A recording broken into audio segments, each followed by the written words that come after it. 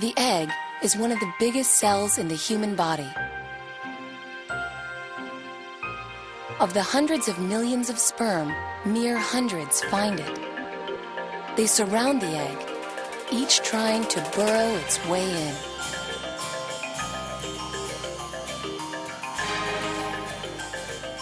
The instant one sperm penetrates the zona pellucida, or eggshell, the exterior closes and the race is over.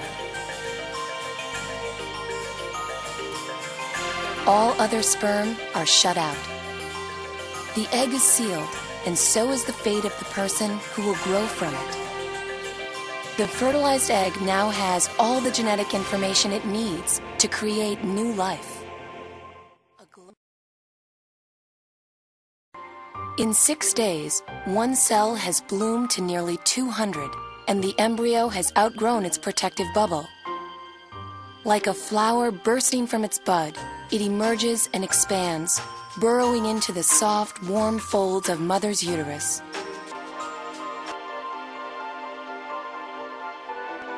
By the end of the 3rd week comes another milestone. The head and the tail portion of the tube fuse completely. A brain starts to form. The tail, a dramatic reminder of our primordial past, eventually fades away. Everything about the young embryo is primitive. Until the placenta develops, a yolk sac provides nourishment for the first weeks. If you were to look at a 3.5-week-old embryo, it would be very difficult to look at it and say, this is a human. It may look like the same thing as a mouse embryo or a pig embryo. They all look very similar. By 4 weeks, the human resemblance is not much clearer, but mother and child are already communing. By the 5th week comes a glorious explosion of life force. Within the watery, amniotic, fluid-filled cocoon, the embryo grows more than 1 million new cells every minute. Each of these cells has a job to do. A critical point during embryogenesis is the point at which all of the organs are signaled to begin developing. The genes that all have to be turned on at that point all have to be done like a well-conducted orchestra. The heart is the organ that develops first. The cells destined to become heart cells begin their first erratic flutters soon after the egg implanted in the uterus. By 4.5 weeks, those cells are forming the structure of the heart. In another few weeks, beating inside this embryo will be a fully functioning heart. It is disproportionately large right now, but the rest of the tissues and organs will soon catch up. From eyes to limbs, ears to lungs, all of the embryo's organs take shape. At less than ½ an inch long and 6 weeks old, tiny limb buds begin to emerge. They start as a protrusion, 2 on the upper portion of the embryo and 2 in the lower portion of the embryo. The cells on top will tell the cells on the bottom to divide, grow, and they start pushing the limb buds outwards. This keeps happening for another 4 or 5 days, and at that point you'll have little petals on the end of those buds that will look like little hands and little feet. The transparent skin reveals everything inside this tiny body. Dark pits appear where eyes will soon develop. At 8 weeks of development, the embryo will look much like a very, very tiny human, not more than 5 or so millimeters in size. It's very tiny.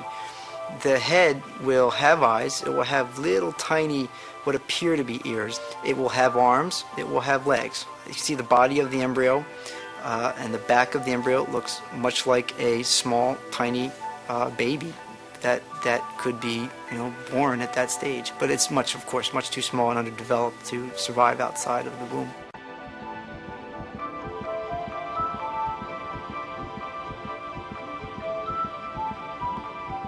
The limb buds that appeared a few weeks ago are turning into actual limbs with tiny fingers and toes. Every day brings staggering, noticeable changes to the embryo. Though just over an inch long, most of the major organs are already formed. Staring blindly into their watery universe, the embryo's eyes continue to form as the face takes shape. For the next 5 months, the eyes will mature enough to take in the world. The brain grows enormously. 100,000 new nerve cells are created every minute, forming this organ of unrivaled complexity. This tiny fetus, nestled deep inside mom's womb, continues its transformation. It's just 3.5 inches long, but there's no mistaking that it's human. The tiny face of this fetus looks as if in deep slumber. The arms are long enough to grasp each other, and the legs are outstretched. The skin has become less transparent, with only blood vessels visible, and the fetus finally reveals its gender. Let's take a look here, and this one's fairly obvious. So do we want to know what the sex is? Yes. Okay. The male and female sexual organs start identically as a small nub between the fetus's legs. 2 small bumps, one on either side of the nub, soon emerge. If this fetus is a boy, the nub becomes a penis. The 2 bumps grow together to form a scrotum. The boy's developing testicles are still deep inside his body. Within them, primitive sperm are already developing. If this fetus is a girl, the nub becomes a clitoris. A vagina forms from the same tissue that forms a urethra in both sexes. Inside her tiny ovaries, all the eggs she will have for her entire lifetime are already forming. I want you to focus in between the legs. Well, what do you think? What do we think? A boy? That's right. That's right. Oh! There's the picture right there. My goodness gracious. What happens is the top half of the uterus expands. And as it expands, or as it stretches and grows, it actually pushes all the organs that used to occupy that space, it pushes them up higher and higher into your upper abdomen. By the 24th week, virtually all the mother's organs have been rearranged to make room for a new living being.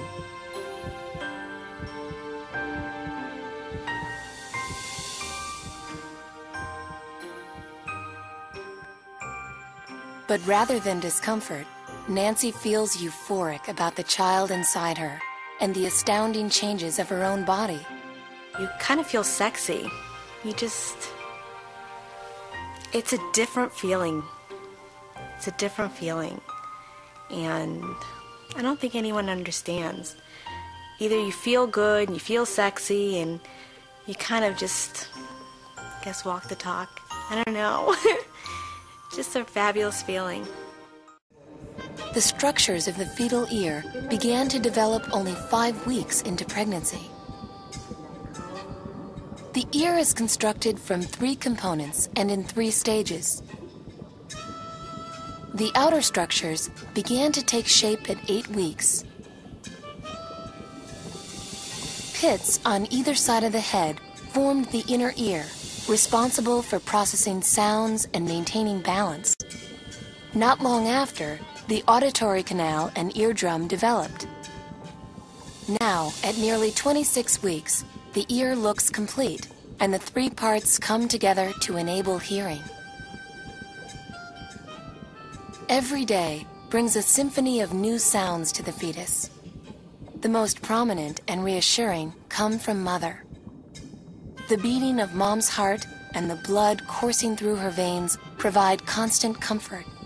By now, every part of the fetus resembles the child that will emerge. The brain busily twists and folds miles of neural pathways into a rippling maze.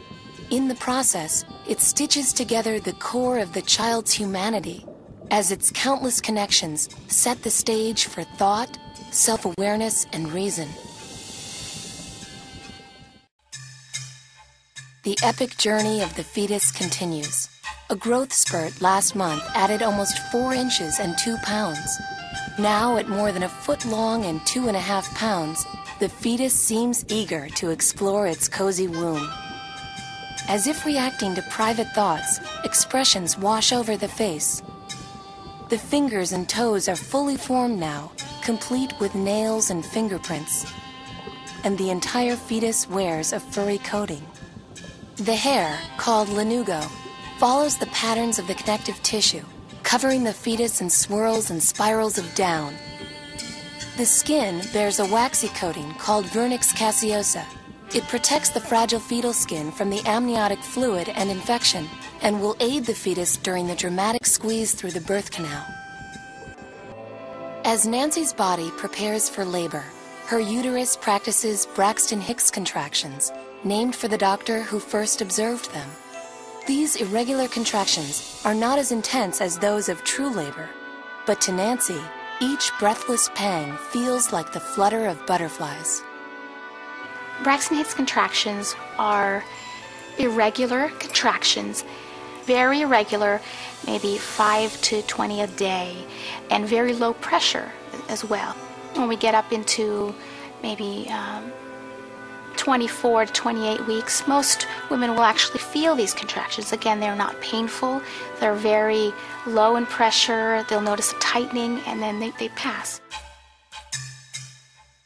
The fetus, too, is flexing its muscles. With room in the uterus to stretch and kick, poke and prod, it announces its existence to a waiting world. To prepare for life outside the womb, the cells lining the air sacs of the lungs begin to produce a substance called surfactant. It keeps the air sacs inflated, much like a soap bubble.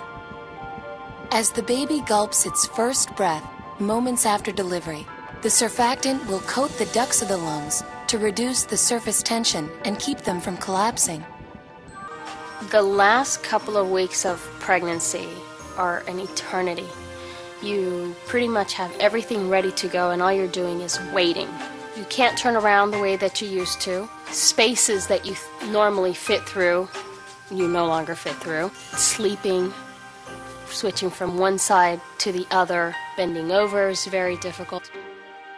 But Sherry won't be this big for much longer. Inside her uterus, the fetus prepares to leave its watery shelter. Turned head down in the womb, there's barely room now to stretch or kick. The fetus fully fills the womb. Every contraction squeezes in around it. Now this sensation is stronger. The upper part of the uterus shrinks and the lower expands, making the uterus longer and narrower. There's little to do but wait for the chemical signals that trigger labor. The first stage of labor is the longest, but the next steps are just as crucial. The cervix must become shorter and wider for the baby to pass through. The process of effacement squeezes the inch-long cervix to practically nothing. At the same time, the cervix grows wider or dilates from the width of a pinky finger to the width of a grapefruit. When it reaches 10 centimeters, Kisa is ready to push out her baby. The contracting and stretching muscles, coupled with the increasing pressure of the baby, produces the legendary pain of childbirth. Here comes a contraction. You're just zoned out throughout the whole thing? I just didn't feel them. Now here comes one right now. To ease her pain, Kisa opts for an epidural. The anesthesia is administered directly into the spine and lightly numbs the pelvic region. Feels a little uncomfortable. 1, 2, 3. Yeah. Come on up. All right, Okay. This is not going to be a whole lot longer now, I think. To pass through the narrowest part of the pelvis, the baby, guided by the muscles of the birth canal, turns its head sideways to align with the pelvic inlet. The baby is a miracle of design. Though the head is its widest part, the plates of the skull compress by ½ inch to ease its passage.